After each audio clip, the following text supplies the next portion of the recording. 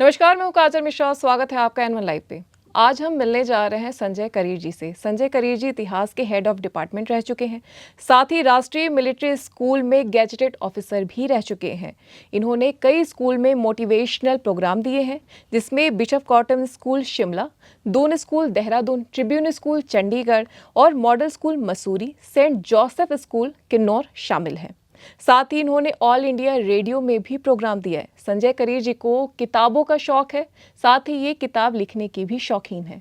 आज हम संजय करीर जी से बात करेंगे इतिहास के विषय में कि कैसे इतिहास को इंटरेस्टिंग बनाया जाए। जो हमारे स्टूडेंट हैं, जो इतिहास को काफ़ी बोरिंग सब्जेक्ट मानते हैं, हिस्ट्री उनके लिए बहुत ज़्यादा पुरानी है, डेट याद करने में बहुत दिक्कतें आती हैं, इन सब के बारे में हम संजय करीर जी से बात करेंगे। चूँकि संजय करीर जी हिस्ट्री के हेड ऑफ डिपार्टमेंट भी रह चुके हैं, तो इन्हें इतिहास के बारे में बहुत अच्छी नॉलेज है और ये बच्चों को इतिहास एक बोरिंग के तौर पे नहीं, बहुत ही इंटरेस्टिंग के तौर पे पढ़ाते हैं, ताकि इनके स्टूडेंट को हिस्ट्री अच्छे से समझ में आए और वो इतिहास की बारीकियों को समझें। उनको डेट याद करने में कोई दिक्कत ना हो। उनको जितने भी हमारे पूर्वज हैं, जिनके बारे में हम पढ़ते इतिहास के बारे में, चाहे वो हड़प्पा की खुदाई हो, मोहनजोदाड़ो हो, और जितने भी सारे लोग जो भारत में आ चुके थे उनके इतिहास हो, इतिहास हर चीज़ों की होती है। उन सभी चीज़ों को एक बहुत इंटरेस्टिंग वे में पढ़ना, ये हम संजय करीर जी से सीखेंगे। चलिए बात करते हैं संजय करीर जी से। नमस्कार सर, स्वागत है आपका हमारे शो में।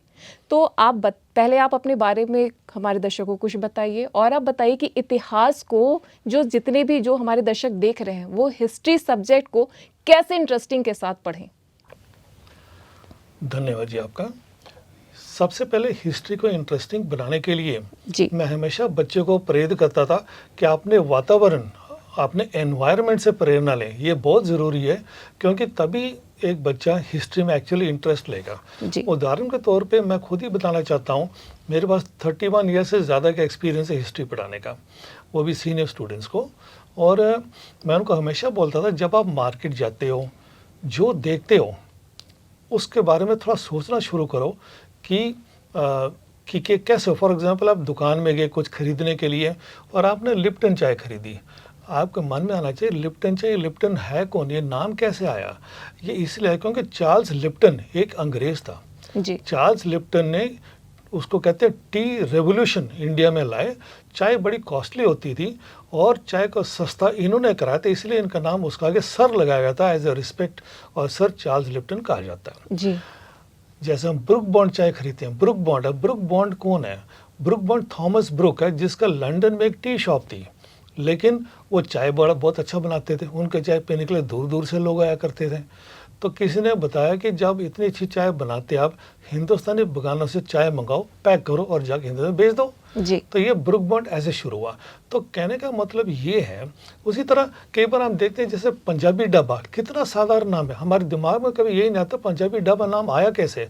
और आपको ये सुन के बड़ी दिलचस्पी होगी कि पंजाबी ढाबा की history, it goes back to 1947, जब हिंदू मुसलमान के माइग्रेशन चल रहा था दोनों देशों के बीच में। तो बहुत लोग ऐसे थे जिन्होंने पैसा कमाने के लिए, वो जहाँ ये माइग्रेट होकर हिंदूज आ रहे थे, तो उस रूट के लेफ्ट राइट में उन्होंने छोटे छोटे टेंट बना लिए, जिसको वो ढाबा कहते थे।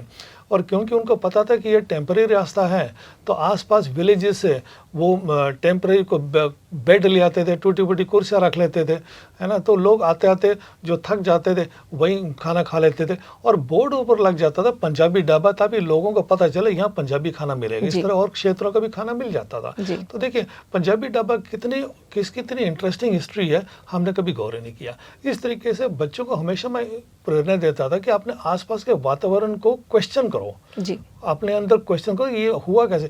वहाँ से फिर उनको सीधा मैं किताबें में ले आता था, और मैं उनको हमेशा बोलता था कि history is a very good teacher.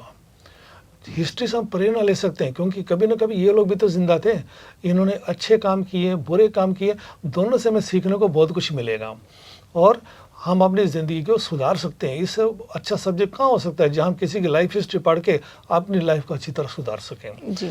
जहाँ तक डेट्स की बात है, तो एक बार एक स्कूल में मैंने एक टॉक दी थी, उसको मैं टाइटल दिया था कोऑर्डिनेशन ऑफ डेट्स। जैसे 1905 को बंगाल को डिवाइड किया गया, 1905 को उल्टा करो 1950 बन जाता है, Indian most important political event होता है उस टाइम पर। तो जैसे आप फिगर्स को न्यूमरल्स को चेंज करोगे, नई नई डेट्स बनती रहेंगी, याद करना इजी हो जाएगा। इसको कहते हैं कोऑर्डिनेशन ऑफ डेट्स, जिसकी वजह से डेट्स याद करना इजी हो जाता है। नेक्स्ट पॉइंट आता है कि हिस्ट्री में मटेरियल बहुत है, हिस्ट्री को याद कैसे किया जाए, इतनी बड़े बड़े पैराग्राफ्स हैं। तो मैं बच्चों को हमेशा ये बोलता था कि हिस्ट्री में हर पैराग्राफ का एक सेंट्रल आइडिया होता है। जी आपको पूरा पैरा याद करने की जरूरत ही नहीं है। जी सिर्फ एक पैराग्राफ में आप एक लाइन अंडरलाइन कर लो, उस लाइन को पूरा पैराग्राफ डिस्क्राइब करेगी। अगर उस पेज में 12 पैराग्राफ हैं, आपने सिर्फ ढूंढ के 12 लाइंस अंडरलाइन करनी हर पैराग्राफ में। आप जब आपकी नज़र उस लाइन पर पड़ेगी, पैराग्राफ पूरा अपने आप ही आप नज़र के सामने आ जाएगा। This is the way to learn history. जैसे कि हिस्ट्री को पढ़ने से ज़्यादा समझने की ज़रूरत है, जैसे कि आप कह रहे हैं कि हमें पढ़ने से ज़्यादा इतिहास को समझने की ज़रूरत है, क्योंकि वो लिखने जाएंगे तो बहुत ज़्यादा याद करना तो टफ हो जाएगा। पढ़ के क्रिएटिंग माइंड से क्रिएट कर करके लिखना ज़रूरी है, ऐसा आप हमारे दर्शक बताना चाह रहे हैं। बहुत अच्छी बात है सर। और ये जानना चाहेंगे कि इतिहास, चूँकि ये तो रही कि डेट्स कैसे याद रहे, इतिहास क्या थी चाय की, और भी बहुत सारी ऐसे चीज़ें हैं इतिहास में, हिस्ट्री में, जो कि हमारे दिमाग से हम पढ़ते भी हैं, समझने की कोशिश भी करते हैं, बट एग्ज़ाम हॉल में जा करके लिखते समय हम भूल जाते हैं। तो बहुत सारा ये भी लोगों की, जो आज के यूथ है, ये भी क्वेश्चन, तो उसके बारे में आप क्या कहना चाहेंगे? जो वो लिखने का जो प्रेशर आता है, समझने को तो बहुत सब कुछ समझ के, बट जब एग्ज़ाम में लिखने का प्रेशर आता है तो उस टाइम जो माइंड से सब कुछ स्किप हो जाता है, उसके बारे में क्या कहना चाहेंगे? एग्ज़ाम की तैयारी करने के लिए सब्जेक्ट को हमें उसी तरह पढ़ना पड़ेगा।